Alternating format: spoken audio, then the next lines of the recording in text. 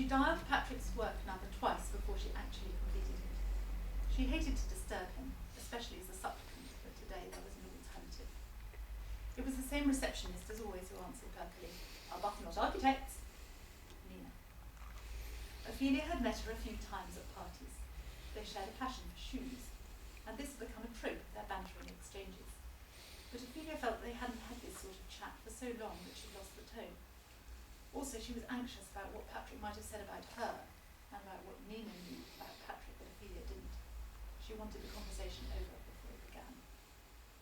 "Hi Nina, can I speak to Patrick, please?" "Ophelia, how are you doing? Company and platforms?" Nina sounded exactly the same. "Fine, thanks. Is Patrick around?" "Oh yes, actually, he stays much later than he used to these days." She didn't want to know. She heard a few clicks and then she heard Patrick's voice. He sounded tired, even more tired than she was. This did not bode well. "Hi Ophelia, what is it?" "I wondered if you were going to Alex's concert tomorrow night. I can't make it and he'll be miserable if neither of us is there." "You call me now to ask me to go to something tomorrow night?" He was indignant as well as tired. "I think it was on the calendar I gave you, but please can't you make time for him?" It would have been better to assert that the concert was on the calendar, but she couldn't be sure. She'd have to rely on a residual sense of paternal duty, something of a weak force.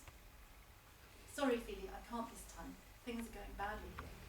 We're working on pitches and we keep coming second. We're demoralised and desperate. You wouldn't know how it feels." He'd taken to saying this stuff in their last few years, that she was the successful one in the relationship, the winner, the one who didn't need anything, all that rubbish. Of course it was difficult for him being an equity partner in a practice that made no money, where the rent was paid by an overdraft, and he hadn't drawn a penny for a year. Of course he felt anxious and even a little eclipsed by her. He used to take newspaper cuttings whenever her picture appeared, whereas she had stopped asking him what he was doing. But then she'd been so tired. His voice seemed to be right inside her as he spoke, almost in a whisper. "I'm really sorry. I've got these meetings in Hackney. Well, I know you don't want to know about all that, but I just wanted to say I'm really sorry." She felt herself tremble as she realised that he was answering what had lurked unsaid in her mind.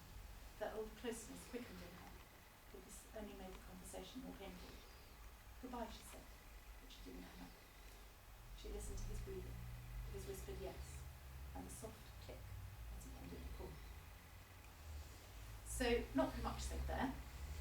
In fact, quite a lot of the relationship between Ophelia and Patrick is played out in letters. Letters, old letters, new letters, lost letters, forgotten letters, imagined letters. In fact, I might read you some imagined letters. There's Patrick leaves her